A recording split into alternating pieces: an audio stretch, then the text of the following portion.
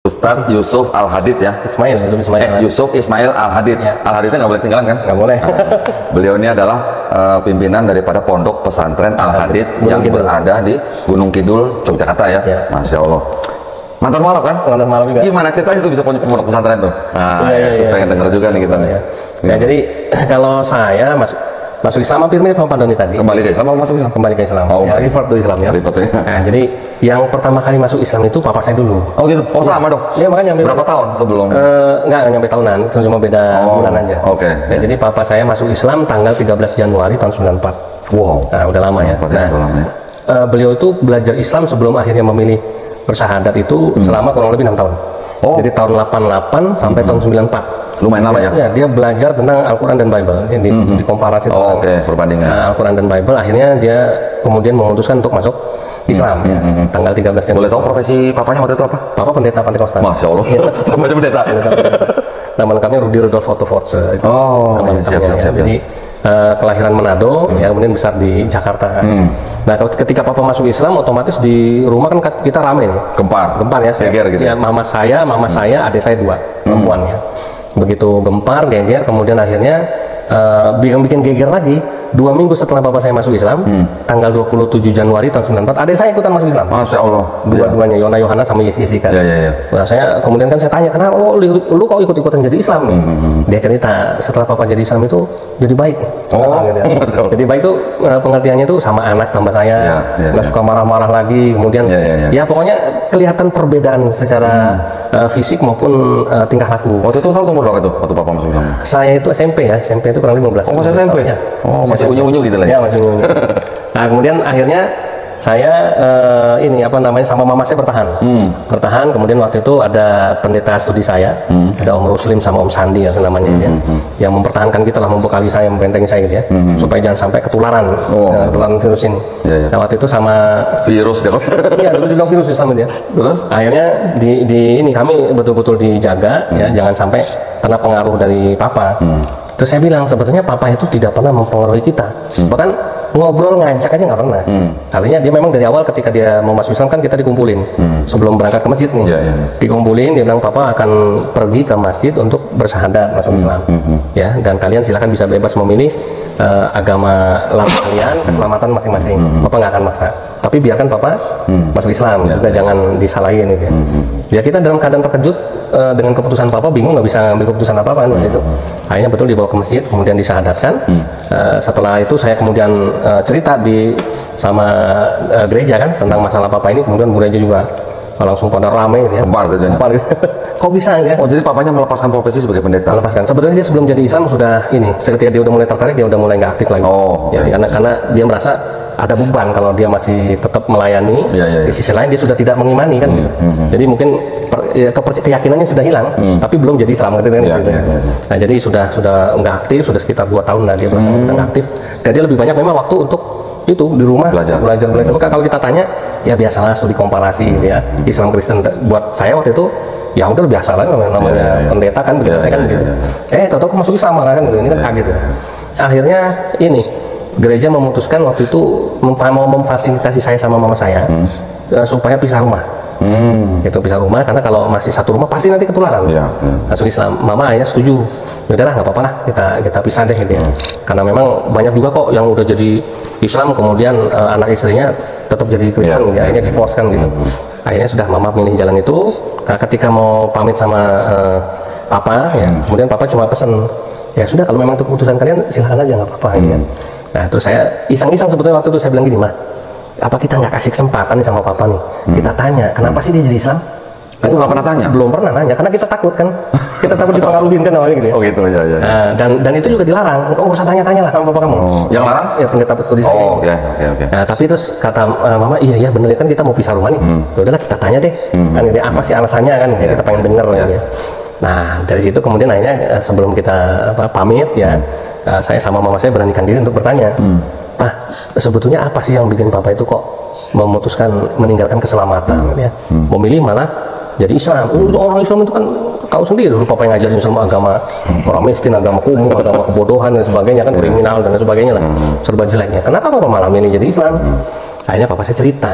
Nah inilah yang mau papa kasih tahu sama kamu, ya bahwa Papa masuk Islam itu sesungguhnya Papa jadi pengikut Yesus yang sebenarnya. Masya Allah, itu sama alasan saya itu. Gitu ya? Waktu saya ditanya sama kakak perempuan saya. Oh gitu. Begitu saya kembali ke Islam, kakak perempuan saya doang yang nanya, kenapa kamu masuk Islam? Saya mau jadi pengikut Yesus gitu. Terus ngomong, kok selama ini kita ikut Yesus? Enggak, selama ini kita ikut Paulus. Gitu. Nah itu, kan saya kaget ya. Ya. Kalau begitu, saya ini sama Mama bukan pengikut Yesus, bukan. Ikut Paulus. Papa nggak bilang gitu, gitu ya. bukan. Ya. Kamu bukan mengikuti Yesus sebenarnya. Ya, nah terus maksudnya Papa apa? Kan jadi Islam tuh Papa ikut Muhammad, bukan ikut Yesus sebenarnya. Iya, Papa sekarang menjadi umat Nabi Muhammad. Tapi ya kan sebetulnya Papa menjadi pengikut Yesus yang sebenarnya. Kenapa? Karena yang diajarkan Nabi Muhammad itu sama. Bahkan menyempurnakan. Itu sih belum masuk dari kepala saya penjelasannya. Buktinya apa sih contohnya?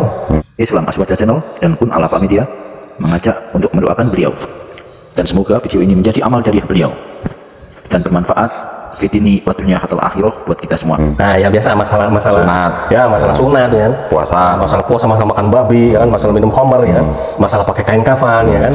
Nah sampai masalah-masalah yang inilah, masalah syahadat, apa namanya, Yesus itu nabi bukan Tuhan dan sebagainya, panjang lebar di situ semua. Saya cuma sama mama saya bilang gini, komentar mama apa?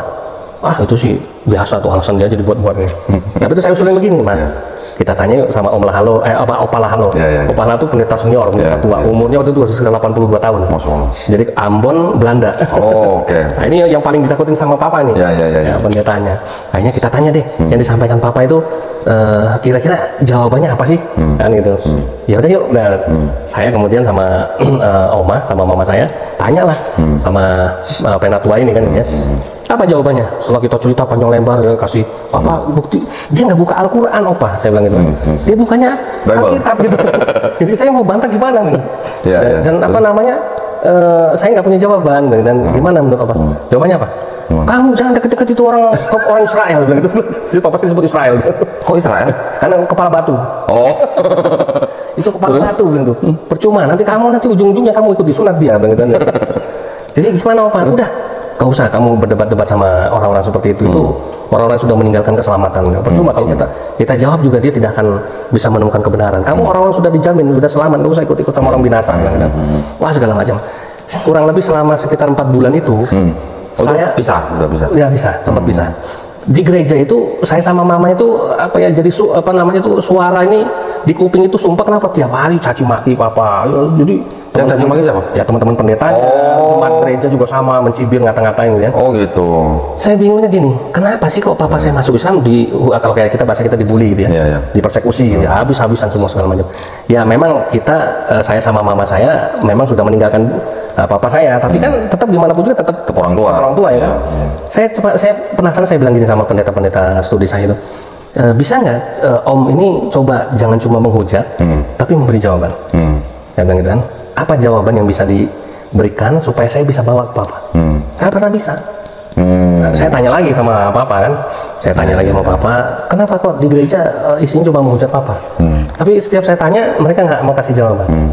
Ya Papa saya cuma bilang gini, nah begini, selama Papa belajar Al-Quran dengan Alkitab 6 tahun, kesimpulannya cuma satu, 1001 macam pertanyaan Papa dalam Al-Quran dijawab semua. Tapi tidak semua pertanyaan Papa bisa dijawab dalam Alkitab. Waduh, kok saya kemudian sama mama saya mikir terpapar. Akhirnya saya cuma bilang begini sama mama saya, Ma, cobalah kita tanyalah sekali lagi terakhir nih ya, sebetulnya yang membuat Papa itu mengambil keputusan besar ya, sebagai seorang pendeta ya, kemudian keluarga besar juga nggak ada yang Islam, semuanya Kristen ya. Baru dia aja yang murtad. Itu apa sih keputusannya kok berani? Begitu berani keputusannya. Ya sudah, coba mama tanya. Ya saya kemudian ikut mama, dengerin jawaban bapaknya apa? Kebenaran itu mahal harganya.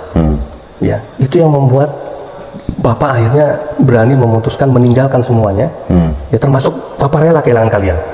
Karena kebenaran Islam itu tidak ada harganya, tidak ada tandingannya. Yang terus kan saya tanya, benarnya di mana? Nah, baru Bapak saya mulai nunjukin ayat Al-Quran. Nih surat Al-Maidah, surat Ali Imran 19. Dibuka, buka, baca, nggak apa-apa, nggak usah alergi. Ya kan, sama seperti Papa sekarang jadi Islam nggak alergi buka Alkitab. Ini sebagai perbandingan. Saya buka, saya baca, ya kan, apa namanya, sesungguhnya agama yang diridhoi di sisi Allah adalah Islam. Belum ngerti tuh, sudah sabar, buka lagi ayat 85. Ya kan, barang siapa yang mengambil agama selain dari Islam maka akan ditolak agamanya dan di akhir termasuk orang yang rugi.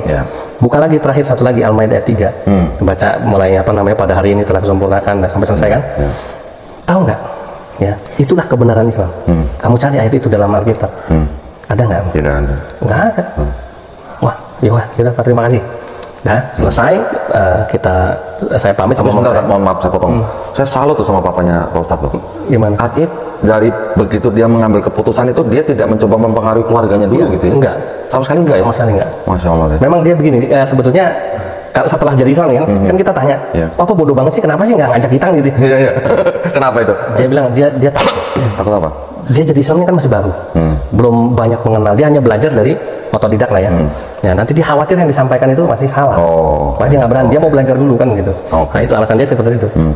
Islam Asbaca Channel dan Kun Alafa Media mengajak untuk mendoakan beliau, dan semoga video ini menjadi amal jariah beliau dan bermanfaat fitini wa dunya hatal akhirah buat kita semua. Tapi qadarullah, mamanya Ustadz Yusuf sama Ustadz Yusuf sendiri itu tetap bertanya gitu ya.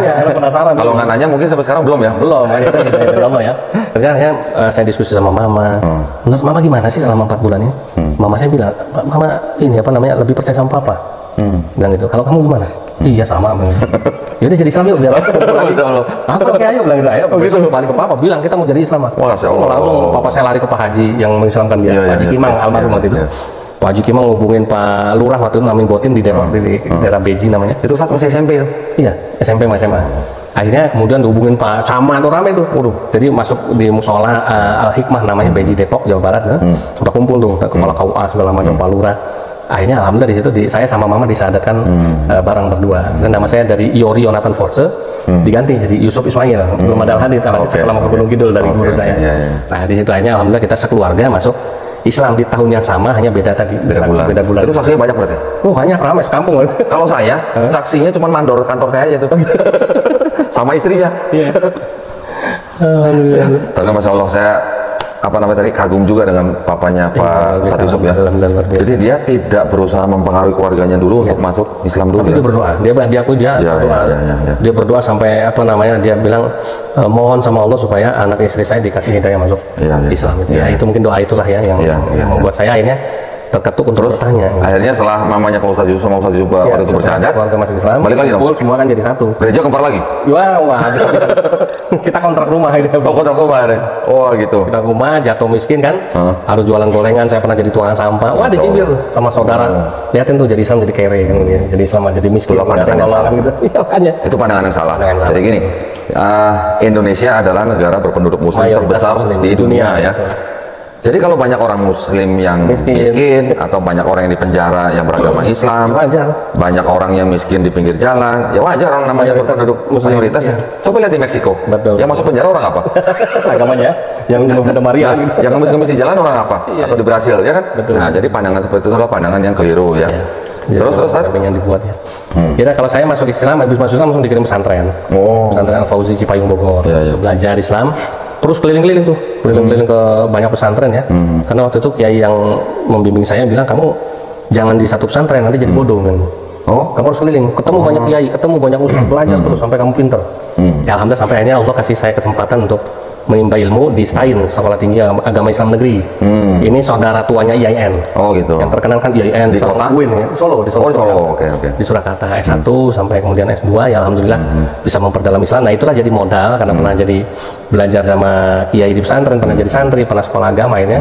Saya kok memutuskan saya lebih pas kalau saya bikin pesantren, tapi pesantren ini di daerah misi kan gitu ya. Nah yang muncullah nama Gunung Kidul gitu ya. Karena di Gunung Kidul kan dulu banyak pastor pendetanya sama misionarisnya ketimbang ustadznya, kekurangan ustadz lah. Gitu ya? Iya. Akhirnya alhamdulillah 2007 saya hijrah ke Gunung Kidul bikin pesantren Al-Habib. Ya sampai sekarang alhamdulillah. Alhamdulillah ya Masya Allah. Islam Asbaca Channel dan Kun Alafa Media mengajak untuk mendoakan beliau, dan semoga video ini menjadi amal jariah beliau dan bermanfaat fitini wa dunya hatal akhirah buat kita semua.